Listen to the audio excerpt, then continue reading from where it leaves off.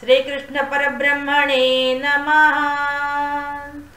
శ్రీమద్ భగవద్గీతలో 4వ అధ్యాయమైన జ్ఞానయోగంలో ఈరోజు మనం 35వ శ్లోకానికి వచ్చేసాం. 35వ శ్లోకం.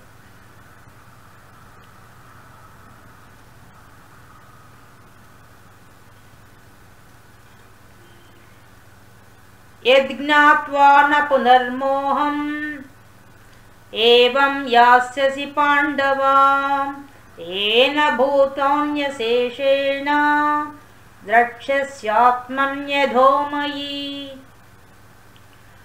మనకు కృష్ణ పరమాత్మ యజ్ఞాలంతా చెప్పి యజ్ఞ ఫలితం చెప్పి యజ్ఞ ఫలితాల ద్వారా కర్మలు తొలగించుకొని పాపాలు తొలగించుకొని దాని వల్ల ఈశ్వరార్పణ బుద్ధితో చేస్తే మోక్షం వస్తుందని చెప్పి ఆ యజ్ఞాల్లో కూడా గొప్ప యజ్ఞం ఏదంటే జ్ఞానయజ్ఞం అని చెప్పి ఆ జ్ఞానయజ్ఞం కూడా ఆ గురువులను ఆశ్రయించి తెలుసుకోవాలని అని ముందు శ్లోకం దాకా చెప్పారు.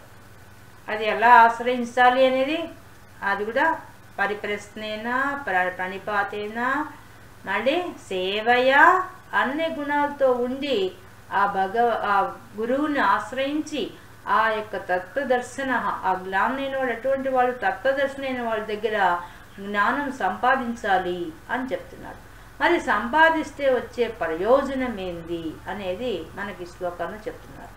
ఏం ప్రయోజనం వస్తుంది, భగవంతుడు ఇచ్చిన జ్ఞానాన్ని పొందితే మనకేం జ్ఞానం ఏమొస్తుంది, దానివల్ల ప్రయోజనం ఏంటి అంటే యత్ జ్ఞాత్వ ఆ జ్ఞానంగా తెలుసుకుంటే ఆ గురువుల ద్వారా జ్ఞానం తెలుసుకుంటే నా పునర్మోహం మళ్ళీ నువ్వు మోహంలో పడవయ్యా ఏవం యాస్యసి పాండవ కాబట్టి ఏ విధంగా అయితే మోహాన్ని పొందవో అటువంటి జ్ఞానాన్ని నువ్వు ఆ గురువుల దగ్గర పొందుతావయ్యా పాండవా ఓ అర్జున పొందుతావు.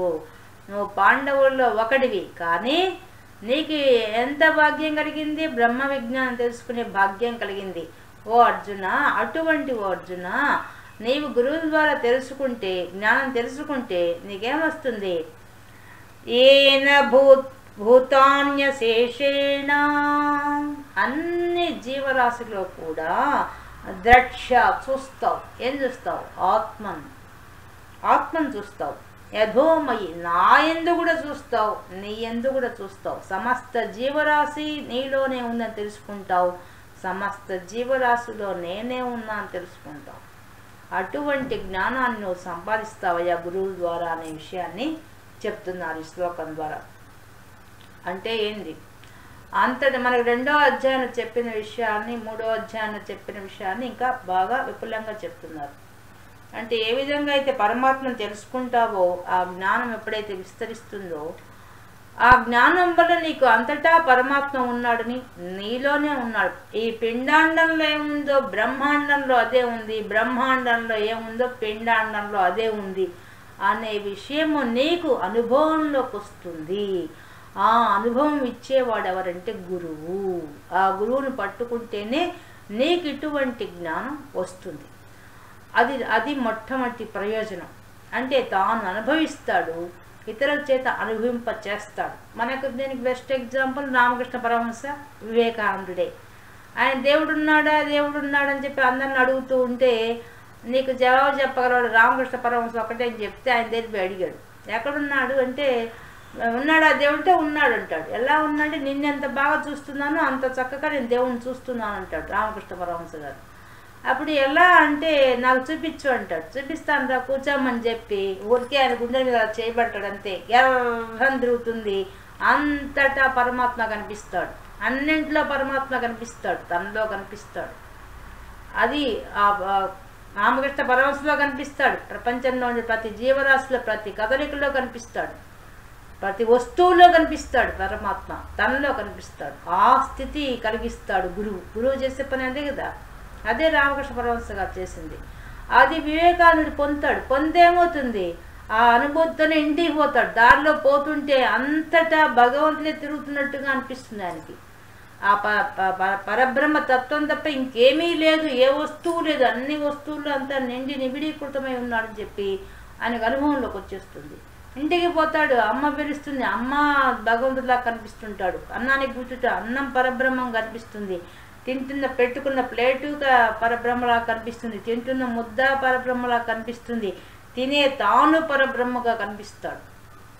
ఆ స్థితికి వెళ్ళిపోతాడు, అసలు తినలేకపోతాడు, తానే పరబ్రహ్మై అంతటా తానే కనిపిస్తున్నాడు. ఆ అనుభూతి చెందుతాడు. అప్పుడు తల్లి ఏందన్న ఇలా ఉన్నామంటే ఏం జవాబు చెప్పుడు లేచి వెళ్ళిపోతాడు. వెళ్ళి మళ్ళీ రామకృష్ణ పరమహంస కాళ్ళు పట్టుకొని నా మాయాలోకై నన్ను మళ్ళీ తప్పించవయ్యా, నేను ఇది భరించలేకుండా ఉన్నానని చెప్పి ఎంత అనుభూతి ఉంది దీంట్లో అని చెప్పి తెలుసుకుంటాడు. అది గురువులు ఇచ్చే అసలైన నిదర్శనం. అటువంటి భాగ్యాన్ని వాళ్ళు కలిగిస్తారు. కృష్ణ పరమాత్మ కూడా మనకి చేసి చూపించాడు. ఆ యశోదకి తన నోటిలోనే విశ్వాన్ని చూపించాడు. తనలో మామూలు మనిషి, అందుకనే మయ్యి అని చెప్పాడు లాస్ట్లో. మయ్యి అంటే నా ఎందు కూడా చూస్తావు అని చెప్పేశాడు. అంతా బ్రహ్మాండాన్ని మొత్తం తన నోట్లో పెట్టుకోన్నాడు. చూపించాడుగా యశోదాదేవికి, మనకి ఎగ్జాంపుల్గా చూపించాడు కథల్లో. ఆయనకి అంటే విశ్వాన్నంతా తనలో నిముడ్చుకున్నాడు, తానే అన్నిట్లో ఉన్నాడు, తనలో కూడా మళ్ళీ అన్ని విశ్వాలు ఉన్నాయి. ఇంత లోపల బయట ఉన్నాయి. అంటే మన లోపల విశ్వం ఉంది, బయట విశ్వం ఉంది. లోపల పంచభూతాలు ఉన్నాయి, బయట పంచభూతాలు ఉన్నాయి. పంచభూతాలు లేదా ప్రకృతి. మనం చూస్తే యోగశాస్త్రం ప్రకారంగా మనకి ఎక్కడెక్కడ మన శరీరంలో 6 చక్రాల్లో ఎక్కడ పంచభూతాలు ఉన్నాయి అంతా తెలుసుకున్నాం కదా. మనం సౌందర్యాలకు తెలుసుకున్నాం. అలాగా పిండాండంలో ఏముందో బ్రహ్మాండంలో అదే ఉంది, బయట ఏముందో అదే లోపల ఉంది.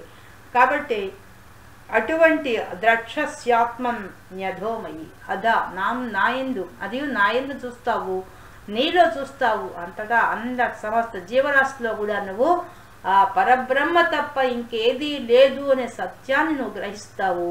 అది తెలిపేవాడే గురువు. ఆ గురువుని ఆశ్రయిస్తే వాడు నీకు ఎటువంటి అనుభూతి కలిగిస్తారంటే విశ్వమంతా ఉన్నది ఒక్కడే, బ్రహ్మమొక్కటే, పరబ్రహ్మమొక్కటే అనే సత్యాన్ని వాళ్ళు నిరూపిస్తారు. అంత గొప్ప స్థితికి తీసుకెళ్తారు ఆ యొక్క గురువైన వాడు చేసే పని. అది ఆ విషయాన్ని మనకి ఇక్కడ చెప్తున్నాడు. అంటే నీకు దృశ్య రూపంలో కనిపిస్తున్న ఈ ప్రపంచం అంతా కూడా వ్యాపించి ఉన్నది ఎవరంటే ఆ పరమాత్మ ఒక్కడే. పరమాత్మగా అంతటా వికారాలతో కనిపిస్తోంది, శరీరాలతో కనిపిస్తోంది, కానీ ఇది మాయా ప్రపంచం. ఈ మాయా ప్రపంచం అంతా నేను అనే దాంట్లో ఇరుక్కోంది. విశ్వం దర్పణ దృశ్యమాన నగరి అని మనకి దక్షిణామూర్తి స్తోత్రంలో ఏ విధంగా చెప్పారో ఆ విధంగా ఎలా ఉంది. బహిర్భూతం యథా నిద్రయ, నిద్రలో ఏ విధంగా కళను చూస్తున్నామో ఆ కళ ఏ విధంగా మన నిద్ర లేచిందో ఇది కళ, నాలోనే కళ కలిగింది అనే విషయం ఎలా తెలుసుకుంటున్నామో ఆ విధంగానే జ్ఞాని అయిన వాడు ఈ విశ్వమంతా ఒక కళగా జరుగుతోందని వాడు చూస్తాడు, వాడు మేల్కొని చూస్తాడు. అటువంటి పరిస్థితి తీసుకెళ్ళిపోతాడు జ్ఞాని. తీసుకెళ్ళి చూపిస్తాడు, ఇదిగో నువ్వు చూస్తున్న ప్రపంచం ఇది, ఈ ప్రపంచం అంతా మాయా ప్రపంచం, ఇందులో భగవంతుడు తప్ప ఇంక వేరేది లేదు అనే విషయాన్ని రూఢిగా నిరూపిస్తాడు ఆ యొక్క గురువైన వాడు. ఆ విషయాన్ని చెప్తున్నాడు. నువ్వు తెలుసుకుంటే నాలో నీలో అంతటా జీవరాశి మొత్తంలో కూడా నువ్వు పరబ్రహ్మను మాత్రమే చూసేంత భాగ్యాన్ని ఆ గురువు కలిగిస్తాడయ్యా అనే విషయాన్ని చెప్తున్నారు. ఇంకా మనకి ముఖ్యమైన విషయం చెప్పాడు, పునః మోహం పోతుంది. తెలుసుకుంటే మోహం పోతుంది. ఈయనకు అర్జునుడు ఎందుకు అసలు ఈ జ్ఞానం అడిగాడు? మోహంలో పడ్డాడు. ఏంది నా వాళ్ళు, మమకారం అహంకారం అనేవి పుట్టాయి ఆయనకి.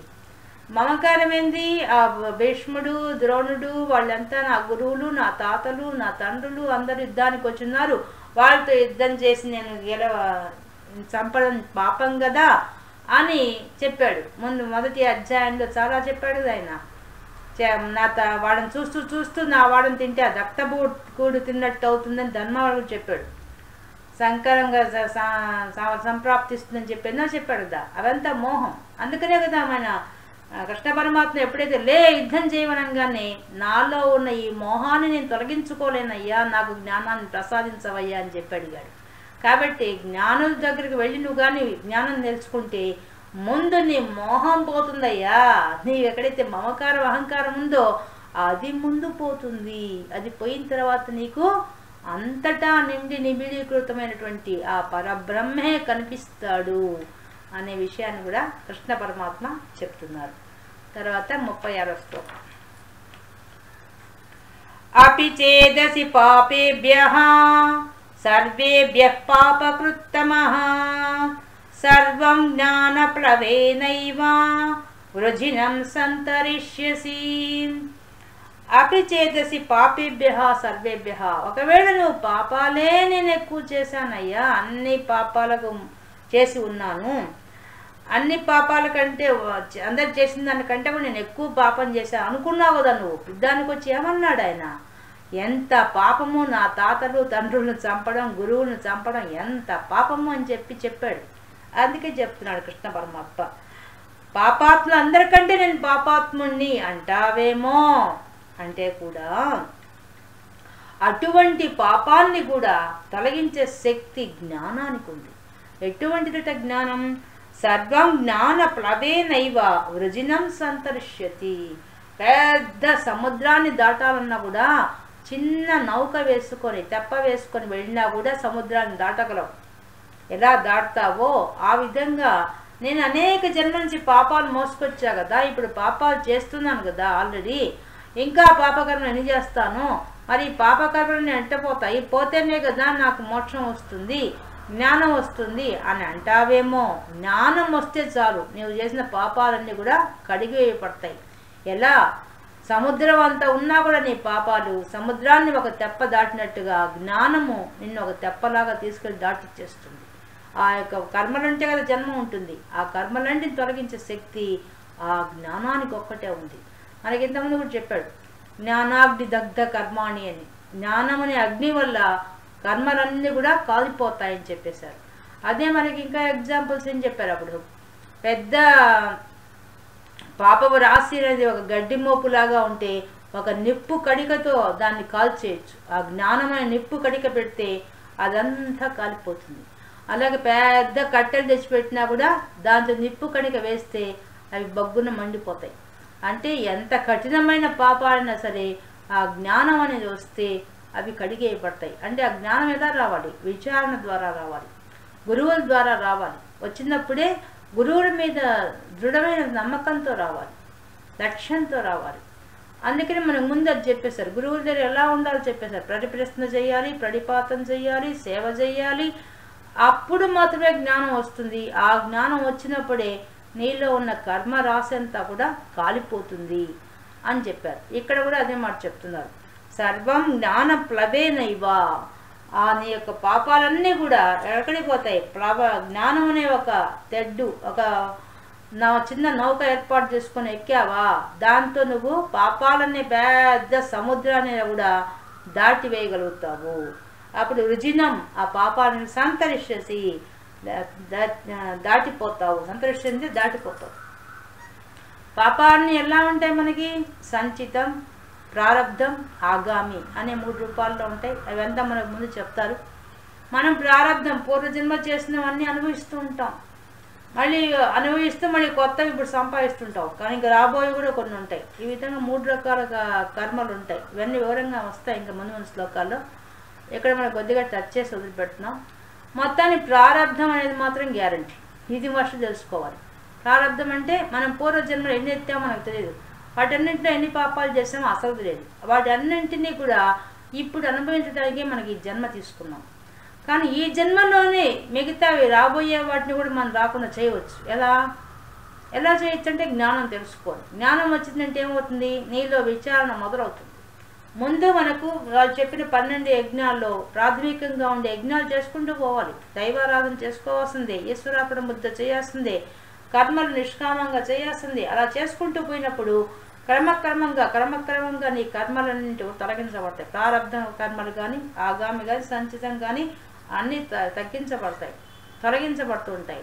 కానీ జ్ఞానం వచ్చిందా మొత్తం దగ్ధమైపోతాయి. అవన్నీ కూడా ఏమీ లేకుండా మనం హాయిగా దాటి వెళ్ళిపోవచ్చు. అటువంటి భాగ్యం మనకి కలుగుతుంది. మనం చూస్తాం కార్తీక పురాణంలో వాటన్నింటిలో కూడా ఎన్నో పాపాలు చేసిన వాళ్ళు ఉంటారు. వాళ్ళకి దేవుడు దీపం పెడితే జరిగిందని చెప్తుంటారు. అన్నింటికీ అంతరార్థం అదే. వాళ్ళు జ్ఞానం తెలుసుకొని జ్ఞానజ్యోతి వెలిగించుకున్నారని అర్థం. అక్కడ అది వెలిగిస్తేనే వాళ్ళు పాపాలంతా పోయి మంచి జన్మలోకి వెళ్ళిపోయినట్టు, పైలోకాలకు పోయినట్టు మన కథలు కార్తీక పురాణంలో ఉంటాయి. అవంతా దాని అర్థం ఏంది అంటే వాళ్ళు పాపాన్ని తొలగించుకునే మార్గంలో వాళ్ళు ప్రయాణం చేశారు. అందువల్ల తొందరగానే వాళ్ళు తొలగించుకోగలిగారు. అలాగే మనకి ఎంతోమంది పాపాత్ముల గురించి గుణనిధి కథ కానీ, అజామిళుని కథ కానీ, వాళ్ళంతా చాలా పాపాలు చేసి ఉంటారు. అటువంటి పాపాలు చేసిన వాళ్ళు కూడా మోక్షం సంపాదిస్తారు. ఎలా సంపాదిస్తారు? వాళ్ళ అజ్ఞానాన్ని వాళ్ళు తెలుసుకొని జ్ఞానం ఇచ్చే గురువుల దగ్గరకు వచ్చి వాళ్ళకు నేర్పించి మరీ వాళ్ళని ఆ కర్మలను తొలగించి వాళ్ళని ముందుకు పంపిస్తారు. ఇలాంటివన్నీ మనకి ఎన్నో కథలు మనకి ఉన్నాయి. అటువంటి పరిస్థితి మనకు కల్పిస్తాడు ఆ పరమాత్మ. అంటే ఆ జ్ఞానం ఇచ్చే గురువు ద్వారా మనకి ఆ కర్మలన్నీ కూడా తొలగించబడతాయి. అందుకే చెప్తున్నాడు కృష్ణ పరమాత్మ అర్జునుడికి. ఏం చెప్తున్నాడు? నీవు పాపం చేసిన అందరికంటే నేను పాపాత్ముని అయితే అంటే అప్పుడు ఆ పాపాలను ఎట్టపోతాయి అనుకుంటావేమో ఆయన ప్రశ్న వేయకముందే కృష్ణ పరమాత్మ ప్రశ్న వేసి జవాబు చెప్తున్నాడు. కానీ నేను పాపం చేసినట్టు కదా, ఆ పాపాలు ఎలా తొలగుతాయి అంటే నీకు జ్ఞానం వస్తే ఖచ్చితంగా ఆ పాపాలని కూడా పాప సముద్రాన్ని ఒక నావ దాటినట్టుగా దాటేస్తావయ్యా, ఏమి ఇబ్బంది లేదు నీకని చెప్పి భరోసా ఇస్తున్నాడు ఈ శ్లోకాల ద్వారా. ఈ 2 శ్లోకాల ద్వారా జ్ఞానం యొక్క గొప్పతనాన్ని గురించి, ఆ జ్ఞానం ఏం చేస్తుంది, ప్రయోజనం ఏంటి అనే విషయాన్ని మనకి తెలియజేశారు కృష్ణ పరమాత్మ. మరి జ్ఞానము మండుచున్న అగ్ని వంటిది జ్ఞానం. అది పెద్ద కట్టెల్లాంటి పాపాలను కూడా దహించేస్తుంది. దాని మహిమ కూడా చెప్పాడు. ఏం చెప్పాడు? కర్మల్ని నిర్మూలన చేసేస్తుంది. మళ్ళీ కర్మలు మనం చేసే పరిస్థితి రాకుండా, ఒకవేళ ప్రారంధవశాన కర్మలున్నా అవి చేసినట్టు కాకుండా ఆ జ్ఞానం అనేది తొలగిస్తుంది అనే విషయాన్ని కూడా మనకి ఈ శ్లోకం ద్వారా స్పష్టంగా చెప్తున్నారు కృష్ణ పరమాత్మ. ఇది ఈరోజు మనం శ్రీమద్ భగవద్గీతలో 4వ అధ్యాయమైన జ్ఞానయోగంలో 35, 36 శ్లోకాల్లో ఉండే విశేషాంశాలు తెలుసుకున్నాం.